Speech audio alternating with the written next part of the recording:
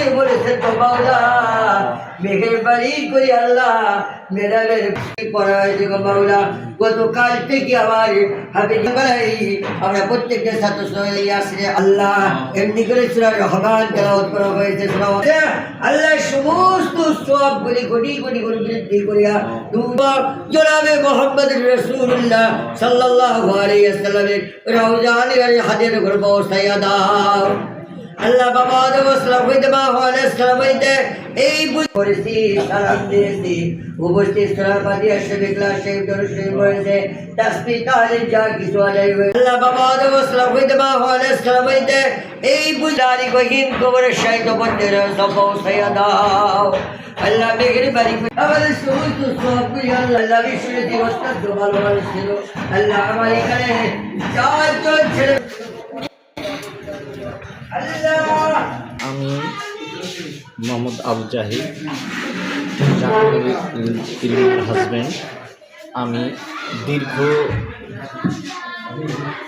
দিন একটা পরিকল্পিত হত্যাকাণ্ডের মধ্যে অবস্থান করার মধ্যে ধারাবাহিকতাতে আমার স্ত্রী নির্মমভাবে হত্যা হয়। সেই হত্যার একটা আসামি ধরা পড়ে, কিন্তু আমি এই হত্যাকাণ্ডের বাকি দুইটা আসামি এখনও না ধরা পড়ায় আমরা প্রশাসনের অনেকবার দৃষ্টি আকর্ষণ করার পরও সেই আসামি দুটো না ধরায় আমরা আমাদের পরিবার এবং আমি নিজেকে খুবই শঙ্কিত মনে করছি। এই আসামি ধরার জন্যে বারবার তাগিদ দেওয়ার পরও প্রশাসন এই আসামি দুটো না ধরতে পারায় আমি নিজেকে আমার নিজের প্রাণ বাঁচানোর ক্ষেত্রে খুবই শঙ্কিত মনে হচ্ছে আমার কাছে, যে আমি যে কোনো সময় হয়তো আমার আবার আরেকটা এইরকম দুর্ঘটনা ঘটতে পারে। গাংনী মডেল সরকারি প্রাথমিক বিদ্যালয়ের সহকারী শিক্ষক জাকিরুল ইলমা জাকির হত্যাকাণ্ড শিকার হয়। আমরা ইতিপূর্বে আমাদের বিদ্যালয়ের পক্ষ থেকে একটা মানববন্ধন করেছি আমাদের শিক্ষার্থী এবং অভিভাবক নিয়ে।